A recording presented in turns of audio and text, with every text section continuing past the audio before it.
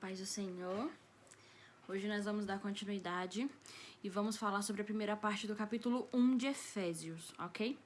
Eu vou fazer a leitura com vocês e a gente vai discorrer um pouco sobre o que o Senhor separou para nós, sobre essa primeira parte. A primeira parte do estudo do capítulo 1 de Efésios vai do versículo 1 ao versículo 14. Amém? Eu vou ler aqui e você acompanha em casa quando estiver vendo esse vídeo. Paulo, apóstolo de Cristo Jesus, por vontade de Deus, aos santos que vivem em Éfeso e fiéis em Cristo Jesus, graça a vós outros e paz da parte de Deus, nosso Pai, e do Senhor Jesus Cristo. Bendito Deus e Pai de nosso Senhor Jesus Cristo, que nos tem abençoado com toda sorte de bênção espiritual nas regiões celestiais, em Cristo, assim como nos escolheu nele, antes da fundação do mundo, para sermos santos e irrepreensíveis perante ele e em amor. Nos predestinou para ele, para a adoção de filhos por meio de Jesus Cristo, segundo o beneplácito da sua vontade, para louvor da sua glória, de sua graça, que ele nos concedeu gratuitamente no amado, no qual temos a redenção pelo seu sangue, a remissão dos pecados segundo a riqueza da sua graça, que Deus derramou abundantemente e sobre nós em toda sabedoria e prudência, desvendando-nos o mistério da sua vontade, segundo o seu beneplácito que propusera em Cristo, de fazer convergir nele, na dispensação da plenitude dos tempos, todas as coisas, tanto as do céu como as da terra. Nele, digo, no qual fomos também feitos herança, predestinados segundo o propósito daquele que fez todas as coisas conforme o conselho da sua vontade, a fim de sermos para o louvor de sua glória, nós, o que de antemão esperamos em Cristo, em quem também vós, depois que ouvistes a palavra da verdade, o evangelho da vossa salvação, tendo nele também crido, fostes selados com Espírito, com o Santo Espírito da promessa, o qual é o penhor da nossa herança, até o resgate da sua propriedade em louvor de sua glória. Paulo nos traz no início da carta de Efésios uma saudação, uma apresentação. E aqui ele vai falar ele vai se identificar primeiramente, ele vai dizer Paulo, apóstolo de Cristo Jesus. Ele se identifica como o apóstolo desta epístola e nós aqui já começamos o aprendizado e o estudo a respeito desse livro. Paulo não faz isso de forma a usurpar o cargo e nem a função, mas por conta de um genuíno comissionamento que ele teve da parte de Deus. O comissionamento dele foi de tal forma genuína, porque todos os apóstolos que eram determinados como apóstolos na igreja primitiva foram aqueles que andaram com Jesus, que estiveram com Jesus. E Paulo, quando ele estava a caminho de Damasco, ele encontra-se com Jesus, aparece uma luz no meio do caminho de Damasco. E Paulo, que antes era um perseguidor, Paulo, que antes era aquele que assassinava, era aquele que prendia os cristãos, era aquele que proporcionava o sofrimento, né, ao povo da seita, do livro que carregavam. A igreja que cria nessa seita que era tida naquela época. Paulo, que antes era o carcereiro deles, agora tem um encontro com Jesus Cristo no meio do caminho, no caminho de Damasco, na entrada. Paulo se prostra ao chão, ele cai com o rosto em terra, ele se joga com o rosto em terra. A descrição do termo que está na passagem, quando fala que ele se prostra ao chão, a descrição do termo original nos leva a entender que Paulo se joga com o rosto em terra e era um posicionamento, era uma conduta de quando alguém daquela época reconhecia algum senhorio na figura ou na presença de outra pessoa.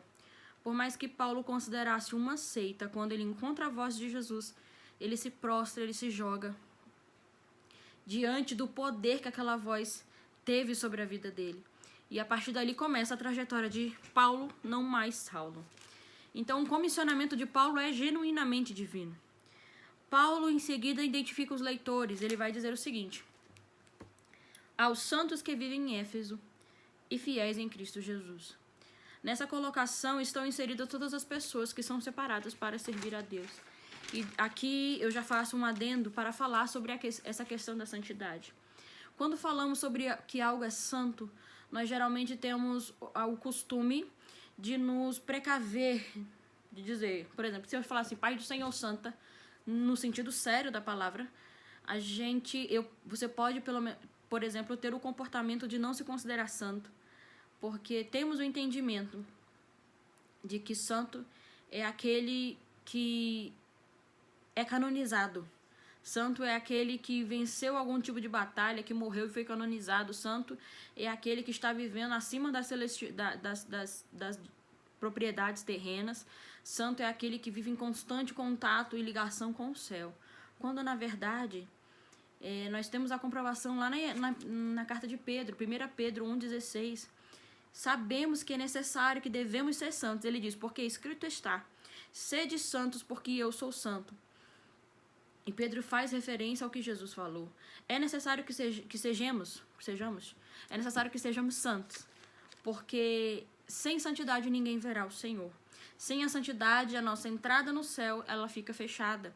Porque a salvação nos garante que a salvação nos garante que iremos ao céu. E a santidade é a garantia de que a gente vai ver o rosto de Deus, que a gente vai ver o rosto do nosso Mestre. Então, quando Paulo fala aos santos que vivem em Éfeso e os fiéis em Cristo, ele nos fala sobre essa questão da santidade, trazendo uma das características principais dos cristãos que seguem a Jesus Cristo. Quando se fala dessa característica, eu já lembro que o primeiro confronto para essa grande santidade, para essa importante santidade, que o grande inimigo dessa santidade é o pecado. A única maneira da gente não pecar é ter a consciência durante as 24 horas do dia do que Hebreus descreve.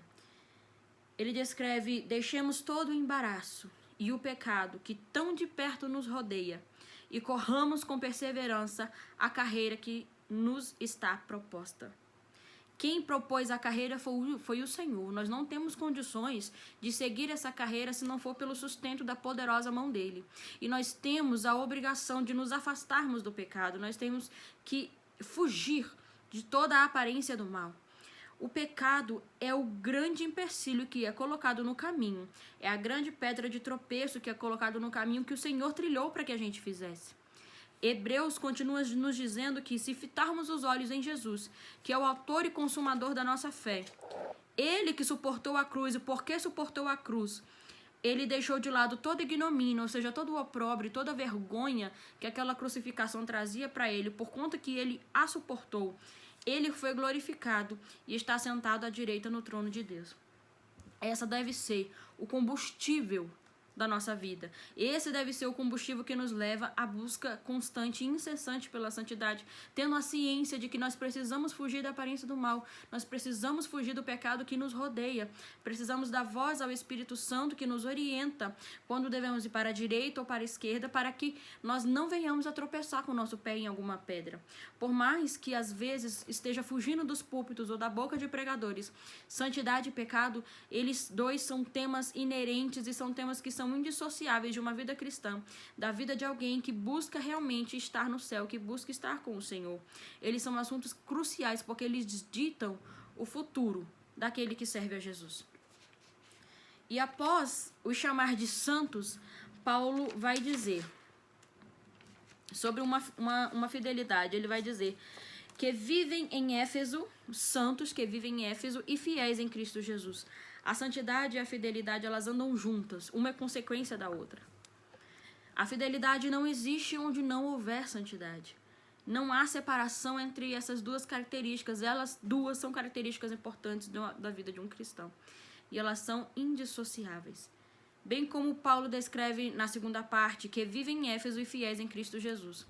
É outra característica dissociável. Nós somos cidadãos dos céus e estamos de passagem por essa terra. Por isso, às vezes, a gente tem a percepção temporária que esses dois mundos estão dissociados para nós. Mas nós não devemos ter uma vida dissociada. Para um cristão que serve a Deus, não existe uma vida secular e uma vida espiritual. Não há dissociação. Se essa dissociação existe, você não está vivendo aquilo que Deus determinou que você vivesse. Você não está conseguindo desfrutar da plenitude da graça que existe em Cristo Jesus. Para aquele que serve a Deus, ou Jesus é tudo, ou é nada. Não existe dissociação.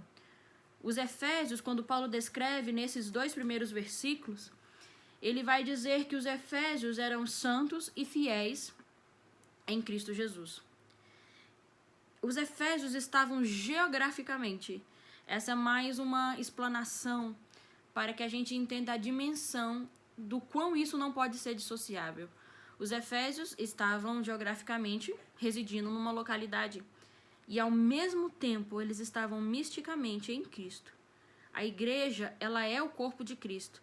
A noiva, nós somos a noiva, nós somos morada do Espírito Santo. Nós vivemos neste mundo, não pertencemos a este mundo e estamos em constante contato com o mundo espiritual. Isso me lembra o tema da AD Cruz deste ano, que é Gálatas 2:20, Cristo vive em mim. Não existe essa história de ser morada do Eterno nas segundas, nas quartas e no domingo, quando você assiste a live de segunda e quarta e quando você participa do culto de domingo. A constância é a chave para que a santidade seja algo que progrida na nossa vida, seja algo que melhore, seja algo que seja aprofundado, para que a fidelidade seja melhorada, para que as nossas atitudes sejam aperfeiçoadas, para que o nosso serviço seja algo que agrade ao Senhor. A constância do serviço. Paulo, nesses 2 primeiros versículos, ele traz para nós um alerta que eu percebo que desapareceu em algumas situações, não em todas, existem as exceções. Paulo nos alerta sobre algo que desapareceu das nossas vidas, do nosso coração, das nossas atitudes. Ele fala o seguinte, nos primeiros versículos ele fala sobre a honra de servir a Cristo. Ele fala, por exemplo, os apóstolos naquela época, eles eram ministros de Deus, né? E eles eram referencial para a igreja primitiva. Eles eram aqueles que estavam mais fundamentados na fé, na palavra e na vivência com Deus, que poderiam servir de orientação para toda a igreja que estava se fundando naquela época, porque o evangelho estava se propagando de uma forma absurdamente rápida. Foi a ordem de Jesus ir por todo mundo e pregar o evangelho a toda criatura, e eles estavam realizando esta função de uma forma com muito esmero, com muita dedicação. Eles eram providos, há autores teólogos que dizem que eles eram providos de dons extraordinários e que eles recebiam a assistência direta do Espírito Santo para que essa propagação do Evangelho e essa obra fosse cumprida. E a igreja primitiva fosse atendida de acordo com aquilo que Deus queria que fosse cumprido. Todos, e aqui eu venho trazer uma reflexão para você. A minha vida, o ministério que Deus me confiou, a sua vida, todo aquele que é ministro fiel a Cristo, mesmo que não tenha tido um comissionamento tão sobrenatural como foi o comissionamento de Paulo, às vezes a gente se pergunta sobre o comissionamento de Paulo, se nós teremos um comissionamento tão sobrenatural, por mais que o seu comissionamento não tenha sido de forma sobrenatural, o seu comissionamento já estava escrito nessa palavra. Então você tem na sua mão um guia e o motivo do qual você deve seguir a Jesus e realizar a obra está escrito aqui. Não tire mais a sua mão do arado. Você colocou a sua mão no arado, então não volte atrás. Para o que Deus te comissionou, mais sobrenatural do que a revelação dessa palavra, que foi escrita durante milhares de anos, por intermédio da revelação do Espírito Santo. Você quer algo mais sobrenatural, que está em contato contigo todos os dias? Esse comissionamento que está aqui, ele é o suficiente para nos colocar já na linha de partida e realizar a vontade de Deus. Quando a gente pensa no comissionamento de Paulo, a gente às vezes quer colocar o que Deus nos comissionou e o que Deus nos colocou de uma forma muito medíocre, de uma forma muito pequena. Não faça isso. O comissionamento de Paulo nos ensina que devemos ter em nosso coração a honra e o consolo de que o fato desse comissionamento ter sido feito por Deus é o suficiente. Já pensou se Paulo fosse se menorizar ou deixar que aquilo fosse pejorativo para ele porque ele não teve contato com Deus enquanto esteve em carne, com Jesus Cristo em carne aqui na terra, e os outros apóstolos tiveram? É tão genuíno o chamado dele que foi reconhecido pelos outros apóstolos. É claro que ele teve alguns embates durante esse processo, mas a identidade dele estava tão firmada que ele descrevia a si mesmo como apóstolo de Cristo, porque não restava dúvida. A transformação que ocorreu na vida de Paulo durante o seu comissionamento foi algo tão profundo que não tem como ele não tem como ele ser o que era quando era Paulo, se não fosse pelo agir do Senhor. Era reconhecível. Pedro e todos os outros apóstolos reconheciam o agir de Deus na vida de Paulo. Seu comissionamento era real. Da mesma forma acontece conosco. Quando Deus nos comissiona, quando Deus nos coloca para realizar alguma tarefa, Ele nos capacita. Ele é o dono da obra, Ele coloca a gente para realizar essa tarefa dentro desta obra, dentro desse reino, e Ele ainda nos capacita para realizar essa obra. Isso é uma misericórdia, um amor grandioso. Mas a gente quer dar para trás dizendo que não temos condições ou que nós ainda não entendemos qual é o nosso chamado.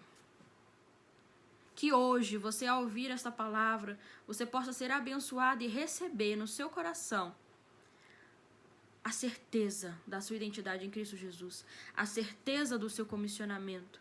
Mesmo que você não possa cantar ou pregar ou tocar algum instrumento, que você entenda através do comissionamento de Paulo que ele seja para você um exemplo.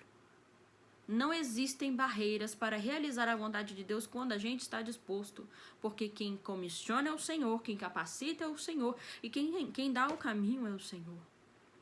Para a gente que já está envolvido no ministério, como está sendo o nosso feedback nas regiões celestiais? Como é conhecido o nosso rostinho lá nas regiões celestiais? Eu fiquei me indagando isso quando estava refletindo, estudando sobre esses versículos que a gente está discutindo agora. Quando Deus nos chamou para a obra, nos comissionou, Ele nos deu a condição de cumprir toda a tarefa que Ele nos entregou. A pergunta é, qual tem sido a nossa resposta para aquele que nos comissionou? Qual tem sido? Ele está ficando satisfeito com o que a gente faz? A gente está entregando o nosso melhor? A gente está no lugar certo, realizando a função certa? Paulo, apesar de estar passando pelo aprisionamento, pelo cárcere, pelas surras, pelas ameaças de morte, ele faz questão de iniciar a epístola de Efésios transbordando gratidão. Transbordando gratidão, dizendo que ele servia a Deus. Paulo, apóstolo de Cristo Jesus, por vontade de Deus, aos santos que vivem em Éfeso e fiéis em Cristo Jesus, graça a vós outros e paz, da parte de Deus nosso Pai e do nosso Senhor Jesus Cristo. Paulo transmitia essa gratidão porque sabia que sua vida estava sendo conduzida pela mão do Senhor. Se nós sabemos que a nossa vida, que o ministério, que a obra está sendo conduzido pela mão do Senhor, por que a gente às vezes sai ou deixa de cumprir o nosso papel quando as coisas começam a apertar?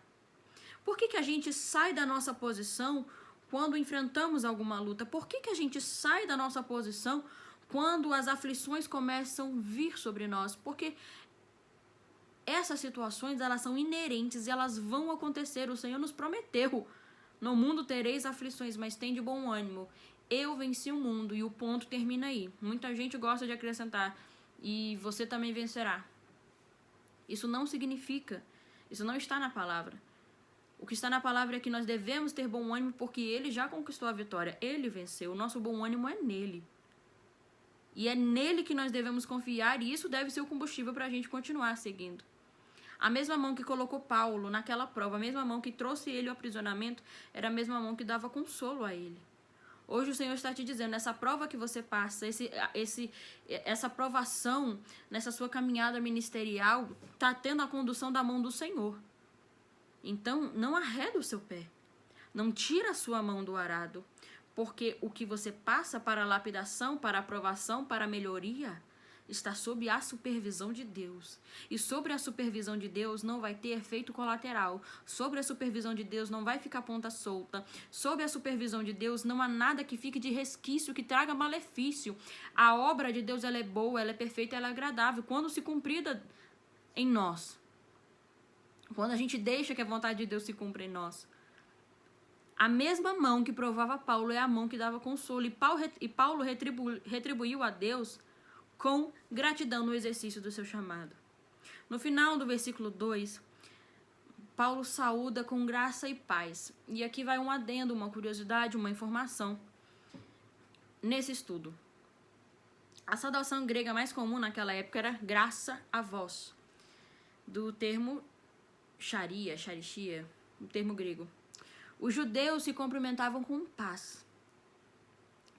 Éfeso, naquela época, era um grande centro comercial.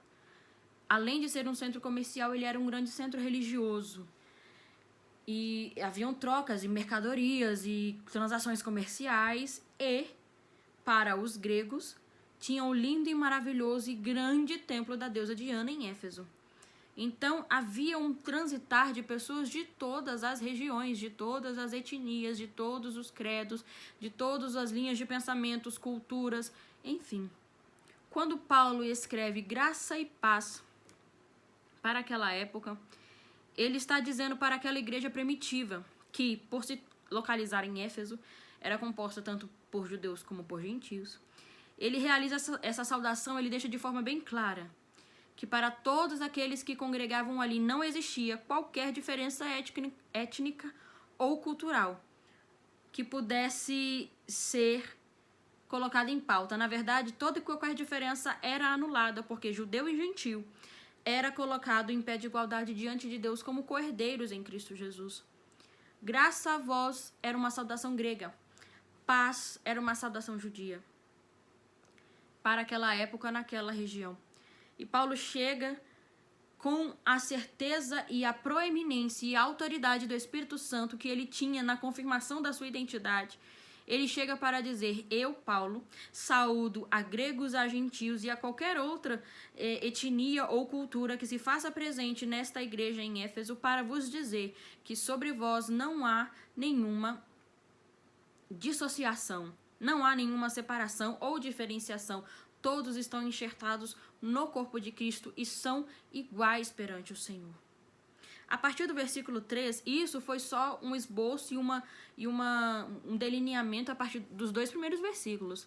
Nós entramos no versículo 13, do versículo 13 ao 14, Paulo é a parte que eu fiquei muito maravilhada ao estudar, porque Paulo, ele começa como se fosse um cântico de adoração, um fluxo de adoração que não cessa.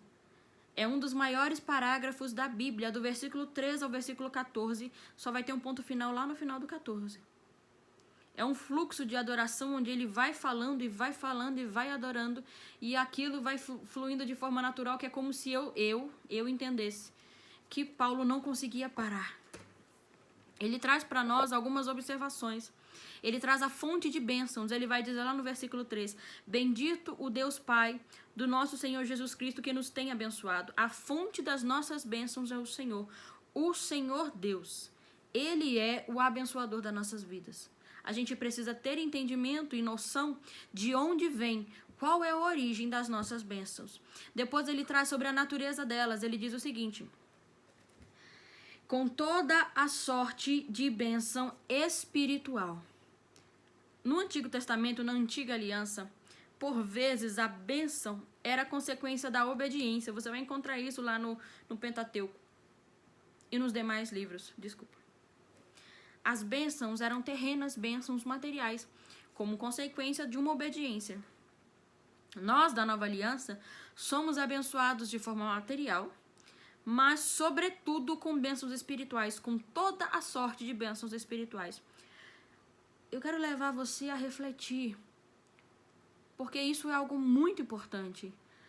Nós não temos, às vezes, a noção do quanto a igreja é abençoada. E, portanto, falar essa palavra, não conseguimos absorver a profundidade que ela tem. Os benefícios que temos ao seguir a Jesus são tão grandes e tão preciosos que nós não nos damos conta por conta das adversidades da rotina, do cotidiano. Precisamos reconhecer isso. Precisamos reconhecer ou sempre estaremos aquém da plenitude que podemos viver em Cristo. As bênçãos espirituais, elas são as melhores bênçãos. As bênçãos espirituais, elas são o ápice. Elas são o que tem de melhor que o céu nos oferece enquanto estamos aqui na terra. Em questão de bênçãos, são as bênçãos espirituais. As bênçãos temporais, elas não são totalitárias, elas não são completas.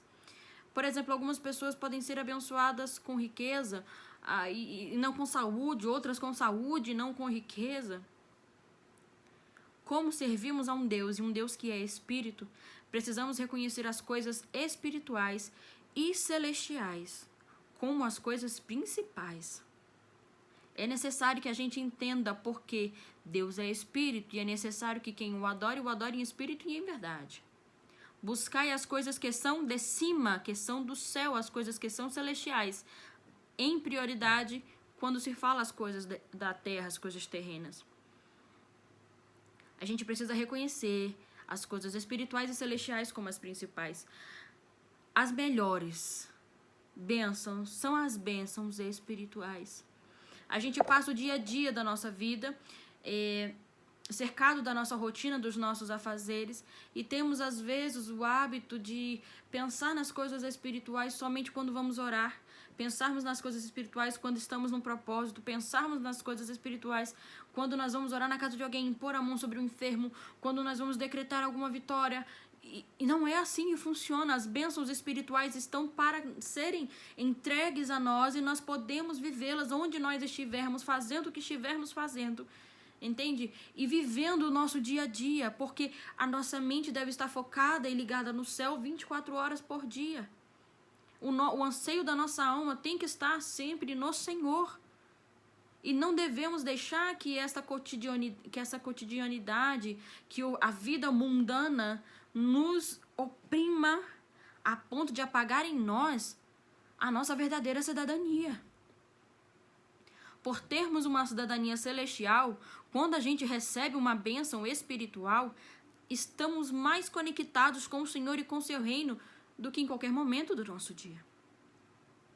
Depois de falar da fonte das bênçãos e da natureza dessas bênçãos, Paulo vem nos trazer as esferas dessa bênção. E é aqui que Paulo começa a falar sobre a questão das regiões celestiais. E Paulo vai dizer que são bênçãos espirituais nas regiões celestiais. Essas bênçãos possuem a sua esfera na região celestial. Veja só, estamos ao mesmo tempo vinculados às regiões celestiais, como ao mesmo tempo vinculados em Cristo. Ele continua nas regiões celestiais em Cristo. Estamos enxertados na videira. Estamos enxertados em Cristo Jesus. E lá na carta aos Romanos, Paulo descreve que estar enxertado na videira deve produzir em nós alegria, contentamento, regozijo, gozo na alma, mas ao mesmo tempo deve produzir em nós temor. Temor no coração, porque se estamos enxertados na videira, significa que os ramos que foram cortados não somos nós. Existem ramos que foram cortados e se nós estamos enxertados, Deus nos alcançou com a sua graça. O único motivo de ainda estarmos enxertados na videira é pela graça do Senhor. Servir a Deus deve ser para nós um motivo de grande alegria e regozijo, realmente, contentamento. Mas, sobretudo, devemos sempre nos lembrar de que o temor no nosso coração mantém a nossa bula sempre aberta diante dos nossos olhos, mantém a nossa bússola sempre direcionada para o alvo, mantém a vaidade aquém de nós, mantém o orgulho longe de nós. O temor do Senhor no nosso coração produz em nós a atitude de reverência constante à sua soberania, ao seu poderio. E quando servimos a Deus, Paulo vem nos lembrar: não vos alegreis porque alguns foram cortados, tenha temor no coração, porque se tu estás ainda enxertado, é por conta da graça. Essa é uma transliteração que faço da carta aos Romanos, quando Paulo fala sobre estar enxertado na videira. E por estar enxertado na videira, nós estamos prestando serviço a esse Deus. E com temor no coração, nós devemos nos lembrar que Ele é o dono da obra. E por ser o dono da obra, muito em breve Ele voltará. Todos esses servidores que somos nós, e teremos que dar satisfação ao dono da obra. Qual vai ser o resultado que você vai entregar? Quando Deus for julgar as suas obras, a fim de galardoar, como será o seu julgamento? Qual será o tamanho do seu galardão? De forma nenhuma quero incitar a competição acerca do tamanho do galardão ou a realização de alguma obra para alcançar um tamanho ou grandiosidade de galardão. Até porque Deus não galardoa Deus não abençoaria com o seu galardão nenhuma obra que fosse feita com a pretensão de se alcançar algo, mas com a genuinidade do serviço. O que eu quero instigar e fazê-los refletir: quanto tempo nós estamos perdendo com as coisas vãs desse mundo, com os pensamentos que não trazem frutos bons para o reino de Deus, e quanto tempo nós estamos deixando de aplicar no reino. Quanto tempo, quantos anos da nossa vida nós deixamos de aplicar no reino para viver somente aquilo que o mundo me prega que eu viva. Porque você tem que estudar, você tem que trabalhar, passar num concurso, fazer uma faculdade. Isso são coisas louváveis, mas a palavra nos orienta. Buscai primeiro o reino de Deus e a sua justiça, e as demais coisas vos serão acrescentadas. Os seguintes versículos, eles são divididos em 3 estrofes. E aí a gente já está arrumando para o final. Vamos lá, dos seguintes versículos, a partir do versículo 4 até o versículo 14, funciona como uma estrofe, porque no final de cada estrofe, Paulo vai dizer uma frase de uma forma muito generalizada agora, para o louvor de sua glória. Veja só, dos versículos 4 ao versículo 6, o versículo 4 ele vai falar sobre a escolha, ele vai dizer o seguinte: assim como nos escolheu nele antes da fundação do mundo, para sermos santos e irrepreensíveis perante ele e em amor, nos predestinou para ele, para a adoção de filhos, por meio de Jesus Cristo, segundo o beneplácito da sua vontade, para louvor de sua glória. Finaliza aqui a primeira estrofe desse cântico, desse fluxo de adoração. E nessa primeira estrofe eu quero trazer você a uma reflexão. Paulo, ele joga o olhar dele para a eternidade passada, onde Deus Pai, antes da fundação do mundo, nos comissiona, nos escolhe para cumprir algo. Qual é o cumprimento? Qual é essa tarefa? Ser santo e irrepreensível. Mais uma vez, a santidade vem como característica, como vontade de Deus para a nossa vida. A escolha foi dele, mas o cumprimento dessa tarefa é para a nossa vida. Ser santo e ser irrepreensível. E aí ele finaliza lá no versículo 6, para o louvor de sua glória. Não que Deus tenha previsto, ele tem o poder de fazer. Não que Deus tenha previsto que seríamos santos e irrepreensíveis todos que ele escolheu. Para todos quantos foram chamados. Mas Paulo nos traz o entendimento, Deus nos revela nessa palavra que se quisermos a felicidade como um fim, devemos entender que a santidade é o meio. Se quisermos o regozijo como um fim, devemos entender que a santidade é a estratégia para se alcançar esse regozijo. Se quisermos uma vida de alegria, uma vida de plenitude no Senhor, devemos entender que a santidade é o meio pelo qual nós devemos passar. Não há outro jeito, não há outro caminho. Mais uma vez a santidade vem batendo na tecla e o Senhor vem nos alertando. Nesse fim de tempo é muita mistura, é muita confusão entre o mundo e a igreja. Você não consegue mais dizer quem é quem. Não é assim que vai funcionar. O Senhor não vai ter dó de nós e dizer, tadinho, viveu no fim dos tempos e agora ele não consegue. Não, a santidade ainda é um pré-requisito. Dos versículos 7 ao versículo 12... vem a segunda estrofe, e nessa estrofe vai falar sobre o posicionamento de Jesus na história. Então vamos lá, do versículo 4 ao versículo 6, que é considerada a primeira estrofe desse fluxo de adoração, Paulo posiciona Deus Pai comissionando para uma tarefa. Nos versículos 7 ao 12, Paulo descreve o posicionamento de Jesus na história. Dos versículos 4 ao 6, é o posicionamento de Deus Pai na eternidade passada, nos comissionando para realizar uma tarefa e nos relembrando que a santidade é um pré-requisito. Dos versículos 7 ao 12, Paulo fala da atuação de Jesus Cristo na história. Ele vai falar sobre a obra da redenção, a crucificação, a obra salvífica que trouxe para nós o perdão dos nossos pecados. Veja só. Na eternidade passada, Deus nos comissiona para sermos santos e irrepreensíveis. Pelo fato de não alcançarmos essa proposta e essa tarefa que nos foi dada, é necessário que a segunda estrofe que Paulo, em seu fluxo de adoração, descreve, que Jesus venha realizar o plano salvífico da redenção. E é necessário que eu fale um pouco sobre esse plano salvífico, porque a compreensão do perdão chegou a um novo patamar no estudo do livro de Efésios. Veja só. A obra da Trindade, na redenção do homem, foi para pagar uma dívida. A glorificação de Deus reside também na sua imutabilidade. O que eu quero dizer com isso? Deus é justo E Deus pode todas as coisas. Deus é poderoso. Mas Deus não vai contra si mesmo. Deus não pode negar a si mesmo. E não podendo negar a si mesmo, existia uma dívida que precisava ser paga.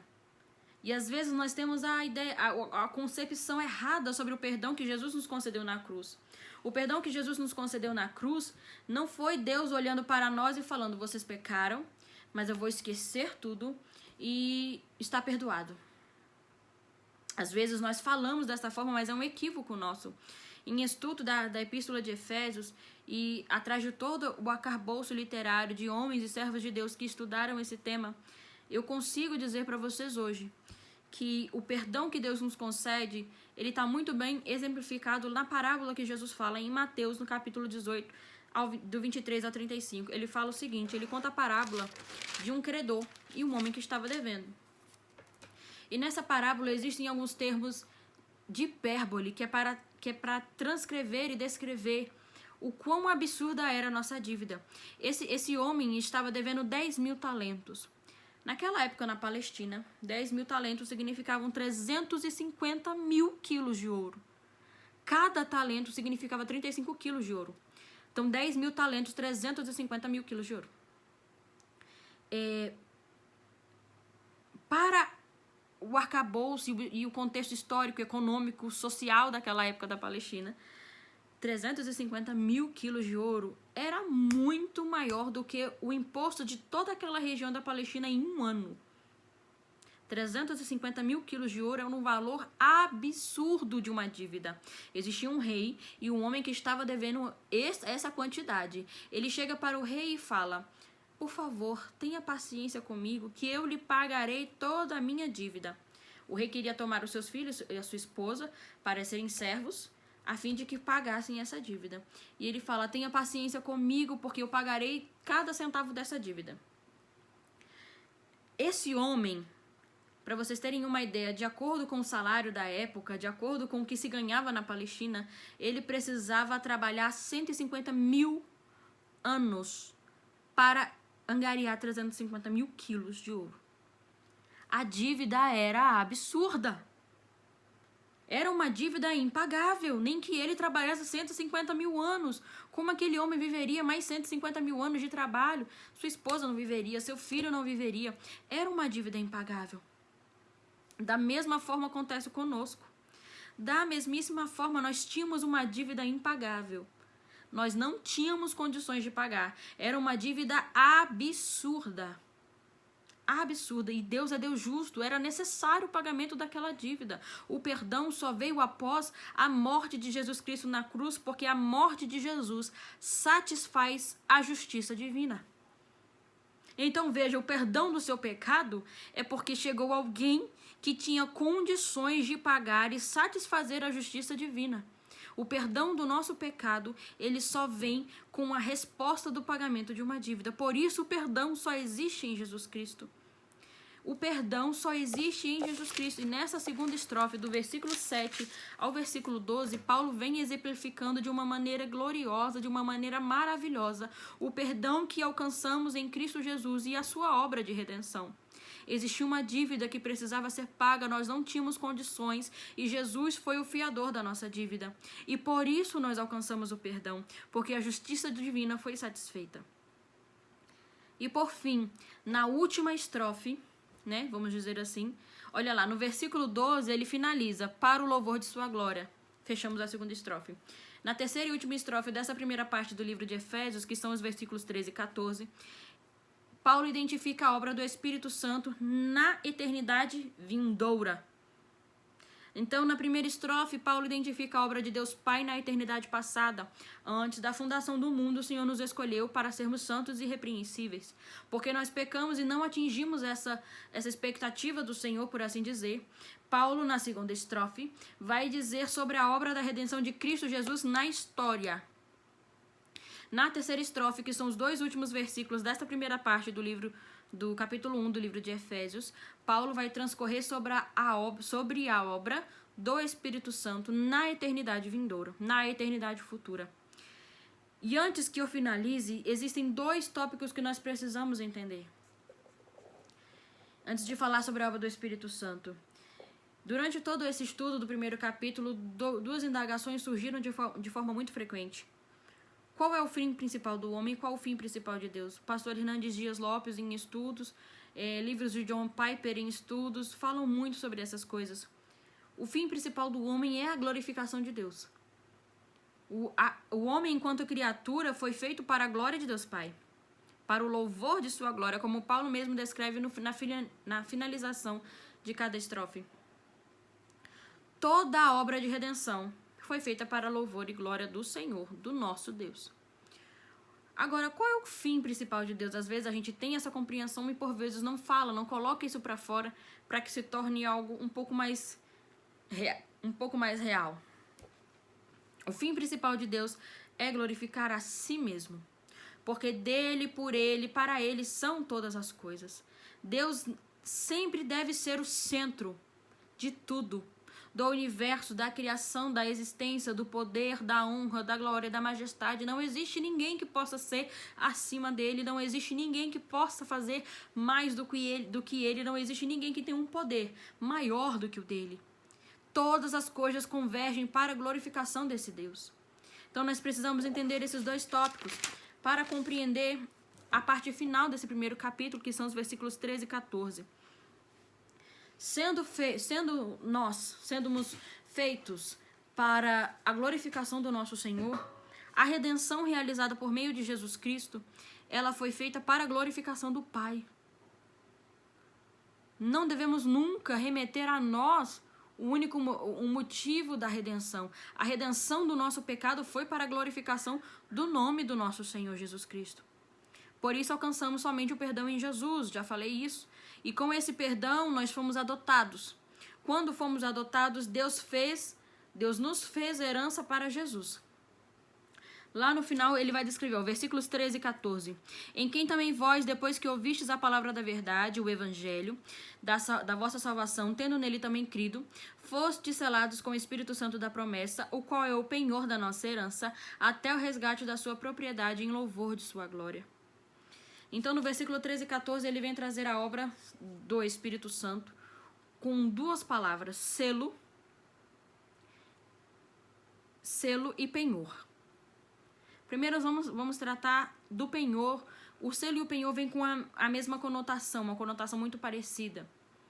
E o Espírito Santo, ele é penhor e ele é selo. Vamos falar um pouco sobre o penhor. O penhor é a entrega de algo que eu faço como garantia para cumprir uma obrigação. Se você vai numa loja, você quer algo e você penhora um anel de ouro para dizer, eu vou voltar e vou cumprir a minha obrigação de pagar isso daqui, isso daqui. O Espírito Santo foi o penhor. É como se ele fosse a primeira parcela. Por isso que se trata nesses dois versículos de uma obra do Espírito Santo relacionada à eternidade vindoura, à eternidade futura, porque é algo que ainda vai se concretizar. Quando Jesus é assunto aos céus, ele deixa o Espírito Santo na terra como o penhor. Fique aqui, Espírito Santo, porque eu vou voltar para buscar a minha igreja. Ele é o penhor da continuidade, da concretização da maravilhosa obra que Jesus tem feito em nós, que o Senhor tem feito em nós, que a Trindade, o Deus Trino, tem feito no seu povo. E como selo, uma curiosidade, nessa época em Éfeso, nos comércios antigos, o povo gostava muito de comprar madeiras na região de Éfeso, na região da Palestina. E na região de Éfeso e na Palestina. E nessa época em Éfeso se comprava muita madeira, em qualquer transação comercial. O selo vem nessa cultura.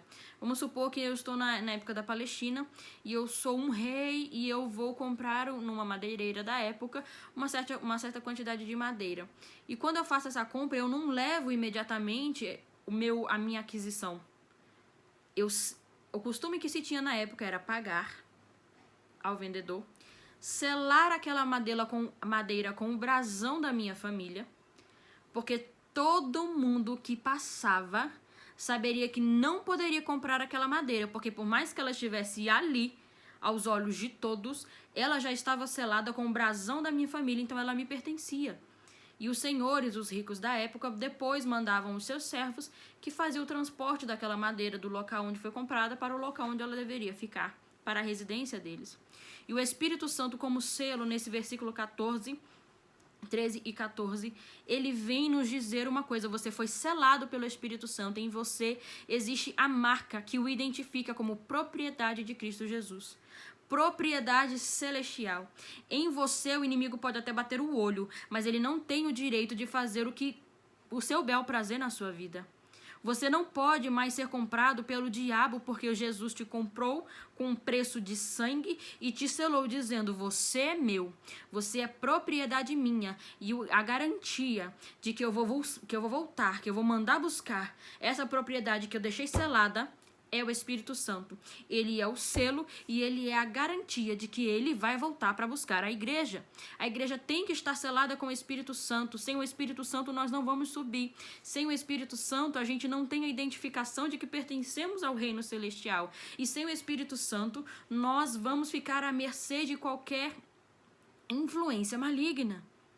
Durante este propósito de 21 dias, tenha na sua mente de que a santidade e o pecado são temas extremamente cruciais para definir o nosso futuro.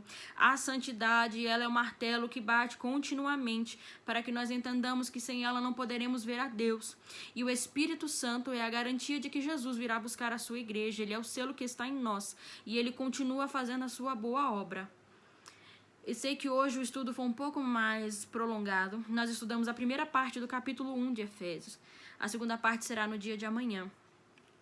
E eu quero já dizer para você, seja abençoado por essa palavra.